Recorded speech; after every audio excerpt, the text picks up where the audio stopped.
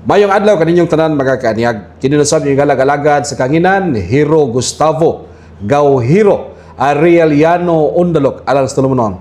Davao del Sur karon, the Provincial Administrator's Time. Kauban na to, karong adlaw ato nga mahinabi ang ato ang Provincial Administrator Attorney Herbert Gonzales at ang tagaag panahon sa pagtimbaya kaninyong tanan. May adlaw ni mo diha, Brad Hero, usa tanang mga naminaw karon. Maayong adlaw kaniyong tanan, hinaot namo sa maayong panglawas ug maayong pagkahimutang karong mga panahona. Welcome, Attorney. Nining laing edisyon sa tuang pagpanagbaduban sa The Provincial Administrator's Time. Taas-taas ang panahon nga medyo nagbakasyon ta. Oh, taas-taas gyud kay tungod lagi kay kanya-kanya magudtag mga lakaw. So dili gyud mag-abot do ang mga panahon. So di pa ipug ko nga naari ron kay dugay na pong panahon nga wa mi nagkahinabi ni Brad Hero bahin sa mga butang nakaapekto sa ato ang panggamhanan ug para pod sa awareness para sa mga tao bahin sa panghimo sa atong provincial government. Kumusta naman, Attorney, ang mga activities nga gina-undertake ni Attorney Herbert Gonzales isip Provincial Administrator? Daghan tag mga gipang follow-up as you notice sa ato ang mga naman po tayong mga post sa Facebook. Kita ninyo nga daghan tag mga meetings, daghan po tag mga activities nga ginatambungan kay para mapadayon ang pagpadagan diri sa ato ang provincial government o ma-implementar, ma-follow up itong mga projects nga gipa-implement sa ato ang governor o sa atong vice governor. So kana ato ang nagkabisihan. I-follow ninyo mga kanyag ang Facebook page Attorney Herbert Gonzales aron inyong masayran ang mga nagkalain-lain nga mga katikaran nga gitahas sa ato ang administrador sa probinsya sa Davao del Sur nga si Attorney Herbert Gonzales mga kanyag. Ayon yung kalimti Attorney Herbert Gonzales o sa Facebook page nga inyo makita sa inyong mga Facebook o niya you will be updated of the recent activities sa provincial government under sa office of the provincial administrator mga kaanyag. Now, Attorney, just recently you were attending the planning sa Philippine Rural Development Program. Usa ba yung mga katikaran karon nga angayan at ngan sa to mga kaigsunan sa Davao del Sur, Attorney? So niaging semana to nga doon natay giatinan nga assessment, no? Assessment at the same time coordination meeting and strategic planning sa PRDP. No? So dito present ang mga achievements ba sa unsay nga accomplishments nato so far sa PRDP implementation din sa Davao del Sur sa atong probinsya. O dito pod gi-showcase, gipakita kung unsa pa ang posibleng mga projects nga pwedeng i-avail, pwedeng i-pursue sa provincial government nga punduhan sa PRDP. So, natay mga IRIP projects nga posibleng sudlan, naapoy infra gyapon, naapoy katong mura og kanang kuan gitaw, tawag ng mga enterprise development, itong mga associations na pwedeng mahimong beneficiaries sa mga programa sa PRDP.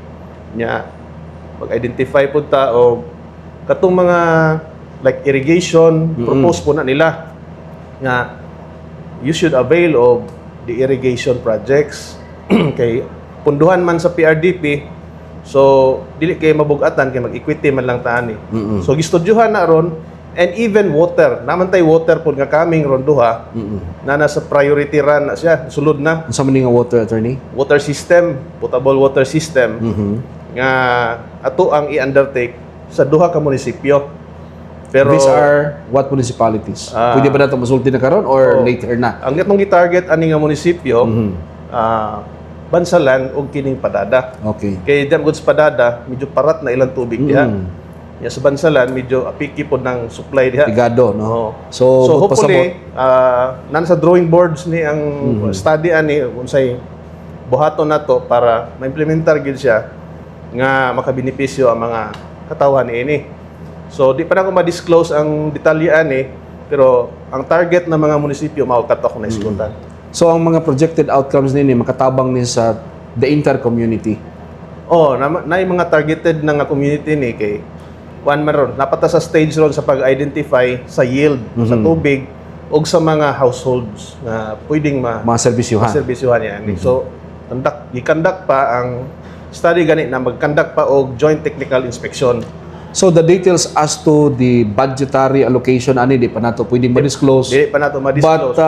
there is hope for the people of Bansalan and Padada Yes. nga dito ni masulod sila ha. Hopefully makatabang ta para sa mga katawhan nga naa sa Bansalan o sa Padada ang ato ang provincial government under sa leadership the administration of Governor Yvonne Ronya Cagas and Vice Gov Mark Cagas. Based on the discussion during the strategic planning, attorney, nga mong giintrahan dito sa PRDP during the assessment, doon na ba sila matawag na to, murag commitment to the province of Davao del Sur?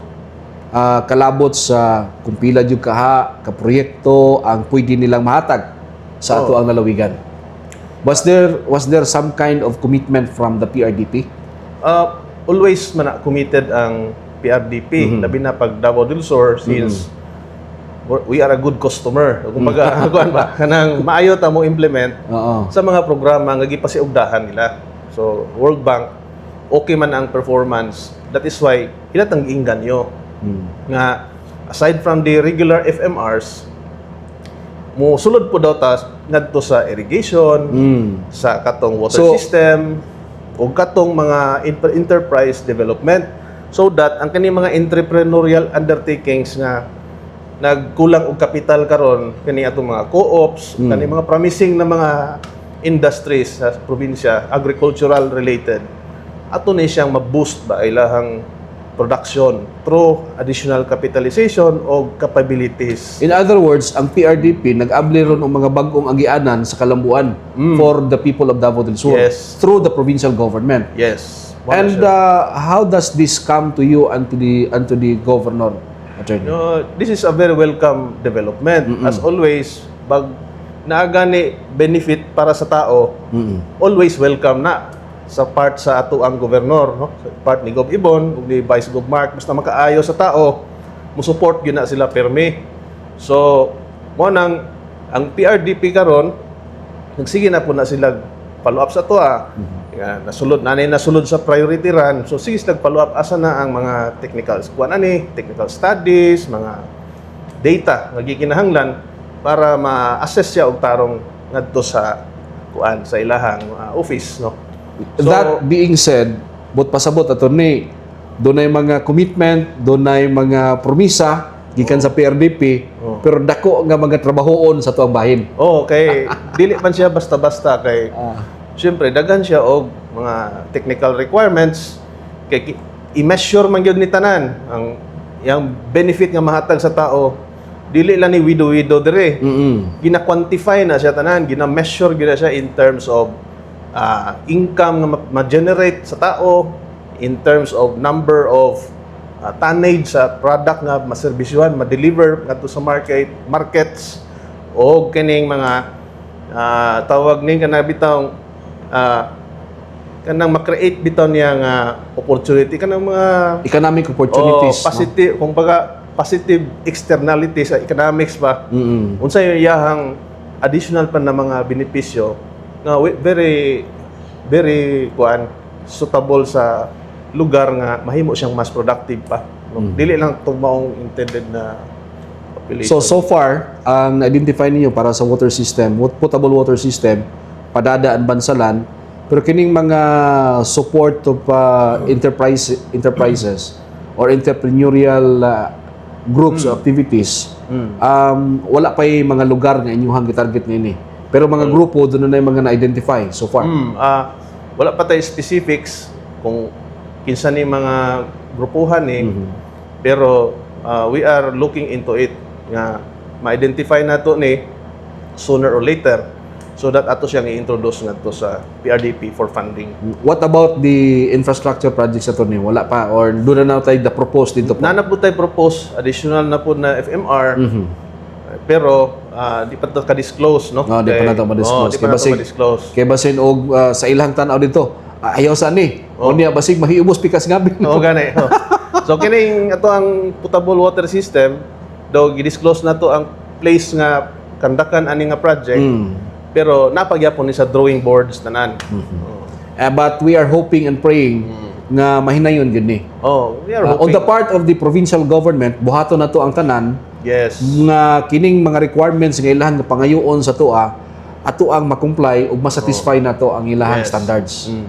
Unya kanang namago ni siya kuan kanang additional pod na kana bitang contribution sa ato ang governance.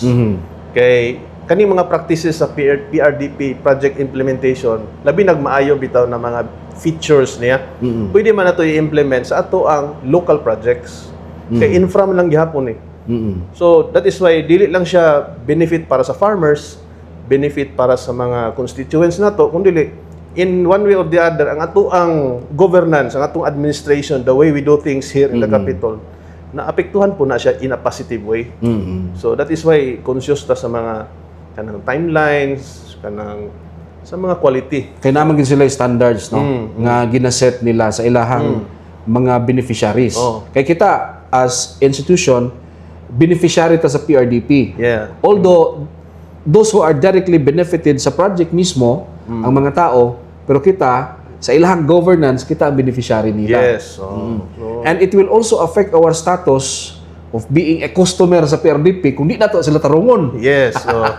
So yun na ang kuan niya. So dako kay siya impact no sa community ug sa ato ang nag-govern sa ato ang lugar. Nya aside from that, i-introduce po dito kining Mindanao kanang kuan bitaw sa MIADP. MIADP, Mindanao Indigenous para sa kuan gyapon na Mindanao Inclusive MIADP, Mindanao Inclusive Agricultural Development Program. So same gyapon sa PRDP, pero ang beneficiary ani is mga IPs. Dito sa mga hinterlands na. So ang ginahimo na to ron natay ongoing na atong i-propose na pod. So ako mangyapon ang project PMIO na LPMIO ang tawag. Ang LPMIO. Sa maning LPMIO, Local Project Management. and Implementation Unit head. So ato po nang gitutukan ron kay nanamay nilusot na mga 8 ka livelihood Sa MIADP. o sa For Davao del Sur. For Davao del Sur. Oh, that's a good information, no? Oh. Pero understudy pa. Understudy. Oh. Bahala na, basta kay Nakalinya ni. nakalinya na. Oh. So, But pasabot, nakalinya na sa ilang priority. yes, nakalinya ni. Plus napatay infra nga mga around 2 to 3 ka FMRs for MIADP, mga indigenous areas. Can you give us the rough estimate, attorney, kung pila kaha ang budgetary allocation ini sa MIADP for Davao del Sur? Nining 8 ka mga proyekto nga nakalatag na o naka-line up na. Dili pa nato ma-disclose sa pagkakaron. Pero mo kuan siya na, murani siya og mga each abot og mga tag 10 million. O bari siya 10-15 ana. Nya dayon naputay pang infra pero dili pa nato ma-fix pa ang kuan because napa ang PAUD digi kuan pa gitrabaho pa. So the same gihapon ni sa attorney no, mura og counterparting gihapon Counterparting gihapon ni same dynamics sa PRDP. sa PRDP. Galing lang dito nimo siya isulod sa, mga indigenous areas. Indigenous peoples area, IP areas. So nindot ni nga balita pagkakaanyag no, labi na sa tuwa nga mga kaigsunan nga mga indigenous peoples, labi na sa kabukiran sa Matanao, Magsaysay, Dili Bansalan, Santa Cruz, Digos of course, sa pa ba? Kiblawan, no? Na may mga kuan po dia, blaan. Mga blaan. So nindot ni atangin ninyo mga kaanyag kining 8 ka mga proyekto. Di pa nato ma-istorya sa pagkakaron ang mga detalye kalabot niini, but rest assured kini sigurado gyud ni nga makatabang sa panginabuhi sa ato mga kaigsunan nga mga IPs. Muna mga paningkamot o mga paninguha sa ato ang lokal nga gobyerno sa probinsya mga kaanyag sa ilalom sa pagdumala ni Governor Yvonne Ronya Cagas. And it so happen nga gitahasan niini ang ato ang provincial administrator, Attorney Herbert Gonzales. standards. We speak about standards, attorney. Oh. Kay stricto mo yung kining PRDP, MIADP as well, stricto mo kayo sila. Kay ang major sponsor niini or major funder niini, funding agency is ang World Bank. World Bank mga kaanyag. Last year, we were talking about nag-conduct sila inspection. Yes. Kumusta man, attorney? Unsa ba'y resulta ni atong ilang inspection? Kontento yun sila. Very satisfied sila sa outcome sa ilang inspection. Okay. Makita man nila na bisan ang project giagian na og major earthquakes. Magian gyapon ang kalsada, wa muliki. Unya well maintained. Kay part man sa counterparting diha is ang provincial government must undertake regular repairs, regular maintenance sa maong facility, maong kalsada. So, upon inspection, nakita nila na we also religiously do our part sa maintenance. O tuod man, upon checking sa kalidad sa infrastructure, very functional pag yun gihapon siya. So, nakita nila nga every time nga moari sila dire, parang natuniadto po sila dito sa Tifwa, kato sa Tibolo nga area. Last year ba to o nahitabo po to World Bank gyapon, satisfied gyapon sila. So whenever na adiri ang taga World Bank, satisfied sila. That is why pag ang Davao del Sur mga apply og mga PRDP projects, okay kaayo ang kuan.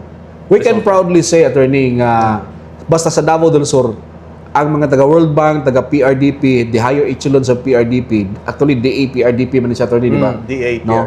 Dili gid sila mabalaka nga basin og substandard ni or worst ghost project. Wala yung ghost dire. Mo na ang klarong istorya diha. So, kung mayong ka og Davao del Sur gani na ang hisgutan, good implementor na. Province of Davao del Sur, good implementor sa mga DA PRDP projects funded by World Bank. So, nanatay track record, nanay reputation, good reputation ang province of Davao del Sur.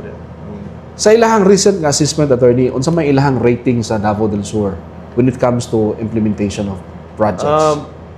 Katong previous nga akong nastorya nga gold award dita. So, murag mo na ang mga pamaagi nila nga ma-measure, i-classify lang nila into gold or sa banang silver. So ang province of Davao del Sur is gold awardee in terms sa project implementation. And makita pud nako sa kuan kaning mga naga-supervise pod, kaning sa DA regional office. Nga makita nila nga ang province of Davao del Sur labi na nga to ang mga kagaling personnel, mga engineers na nagmonitor sa project. Satisfied sila sa mga efforts na gihimo po sa atong project engineers. Though na mga problema every now and then, normal man na basta mag-implement og projects, pero maagapan, masulbad ra gyapon kung unsa to mga problema ha. And we are hopeful nga kining atong mga projects nga ongoing karon, like kining Dulangan ug Linawan, matapos ra gyud ni siya sa hinanaling panahon. So, mao na magakaanyag, no? Basta PRDP or even MIADP, magkakanyag ang atoang mga higher echelons sa PRDP, DA PRDP, believe sila sa Davao del Sur. Tungod kay trabaho man gyud ta. No, mo trabaho gyud ang taga Davao del Sur, attorney. Wala gyud ni kapoy-kapoy diri, walay bisag gabi mo kuan na ato mga engineers. Nakita bitaw nako, attorney, like for example si Engineer Gina Chua, bisan og gabi pag magbuhos tuagin siya dito. Na siya dito, mag-atang gyud na siya. Dili gyud na niya i-delegate og laing tao. Siya gyud ang mag-atang. Stricto po na siya sa mga inspection, labi na ka na mga kalidad sa concrete na gipang buhos. Attorney, can you tell us about the dynamics? Unsa ba ni ang pundo nila ilahabang i-download sa tuang treasurer's office or sila na dito ang magbidding ini? Kita man ang magbid, no? Then i-bill lang ta sa contractor niya. Ang atong counterpart diri nga amount ibayad po to natong appeal kung nay billing. Yeah. Ang national government kay dito man ang World Bank nga funds. So mubayad po to sila sa So ang mahitabo niini, walay kwarta nga i-download ang PRDP sa probinsya, kundili kita lang nag-facilitate sa public bidding para sa mo trabaho niini mga trabaho unon o niya mobil ang contractor then i-furnish ang kinini ang taga PRDP. So kana mga tao din nga naguna-huna nga hay minilyon na pod. Paldo. Kung World Bank kuan ni siya, World Bank supervised na mga projects, lisod kay nang iyon ana na mga paldo-paldo nga isyo. lisod na siya magkuan, mahitabo. Because very strict ang kuan. Daghan kay silang magtabang. Di ba, attorney, every time doon ay monitoring, no? Like for example, while ongoing ang project, for example, nagbuho sila karon. Di ba picturean then with the corresponding kining si tawag ana corresponding reference sa geotagging, geotagging. Oo. Naka-geotag na tanan. So, di jud ka ipsot panikas diha. Kay nanay pizza, nay oras down to the last segundo. Yan napag lang longitude ug latitude sa maong kuan so that pag imo nang i-report dito sa PRDP nya i-trace nila tong coordinates nimo. Yan, coordinates, the term is coordinates. Makita nila sa mapa. Tama gini pa Jika, linawan gid ang site kayo makita. Di wala gini somewhere o bisag asa. Dili pwede nga tuas linawan igibutang nimo sa Bonifacio. Ang kalsada sa Bonifacio mo yung ipicturan para i-submit dito. Kada kong gat sinanggo no, kung inana. So, di gina mahitabo because of the geotagging. Kay doon ay mga siguro matakibaw aron attorney. Although layo pa kayo ang local and national elections 2028. Pero doon na mag-iuban attorney nga advance kaayo, no? Advance kay ba? Ay, paldo ni. Paldo. Moro gini nga. Pila may kantidad na? Milyon na. Ay, kuyaw. Wala. Pero atong i-reassure ang katawhan sa probinsya sa Davao del Sur attorney. Kalabot niya na. So sa mga naminaw karon, mga Dabsuranon, gipaningkamutan, gi-assure gyud na sa ato ang provincial government na labi na kini mga PRDP projects nga dinagko ang kantidad ani nya World Bank funded, equity ang ato ang gi-contribute ani. So gitarong gyud na siya implement. Walay gwat sinanggo ana nga way kabuang nga isagol ana. Makita man ninyo kay bisan pag inyong sukdon ang gilapdon o ang gitas-on sa karsada, kung unsay specs dito sa project, sukda ninyo na dala mo metrosan dito sa karsada, sukda og moingon tag 8 kilometers. Sukda adto mo dito 8 kilometers bagyod inyong sariling metrosan sukda dito para makita ninyo. So makakita kayon mo nga wala gibinuangan ang inyong pondo. Sa kong gingon, kining buhis sa katawhan, singot na sa katawhan. Gibalik yun na dito para sa katawhan. Para mag-agi na ng mga motor diha. Sahay, makarsada na, gwapo na kayo. Ang mga motor, mga agi, di naman po mag-brake, di naman po kabalo mo brake. Muna mga dosmo. Pero, wala naman na. I-edukar na lang sa barangay. Ang barangay na mong kontrola na, speed limit ba or whatever.